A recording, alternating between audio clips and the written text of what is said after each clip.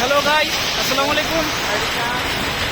আমরা এখন আছি, একটু রাস্তায় বেরোইছিলাম, কিন্তু আমরা যাওয়ার সময় বৃষ্টিতে ভেজে ভেজে যাইতেছি।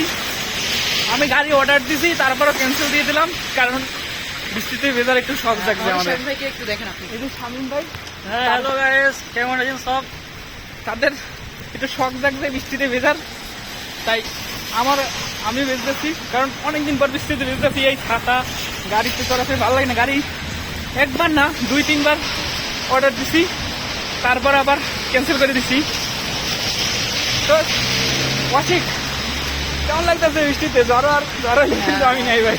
সত্যি কথা যেটা, আমরা যখন বাংলাদেশে ছিলাম কখনো কখনো যখন মাদ্রাসাতে থাকতাম বা কলেজে পড়ছি বা ইউনিভার্সিটি যেখানে ছিলাম, তখন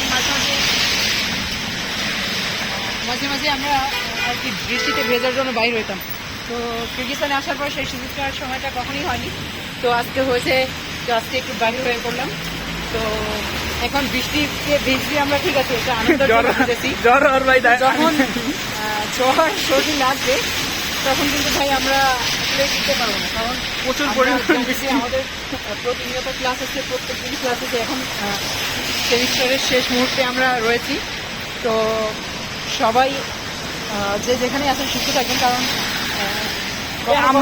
আমরা তো একবার বৃষ্টির একটা ভিডিও শেয়ার করছিলাম, হ্যাঁ মেবি মনে আছে? তো অনেক আগে, গত বছর। কথা হচ্ছে যে যখনই বছরের শুরুতে বৃষ্টি হয় তখন একটা কথা সকলেই জেনে রাখবেন যে অনেক সময় দেখা যাচ্ছে কোনো অঞ্চলে বা কোনো এলাকায় যখন বৃষ্টি না হয় খুব সারা বছর ধরে, তখন বৃষ্টি যদি প্রথম অবস্থায় বৃষ্টি হয় তখন সেটা কিন্তু অ্যাসিড বৃষ্টি হতে পারে। তো এই দিকে আপনারা সবাই নজর রাখবেন। যখনই 1 বছর বা 6 মাস পরে বৃষ্টিটা হয় তখন আপনারা হুট করে বৃষ্টিতে বাইরে হয়ে পড়বেন না ভিজার জন্য, কারণ হতে পারে সেটা আপনার অ্যাসিড বৃষ্টিও হতে পারে, অনেক সমস্যা হয়। তো আপনারা সকলে সুস্থ থাকবেন, ভালো থাকবেন, এই শুভকামনা।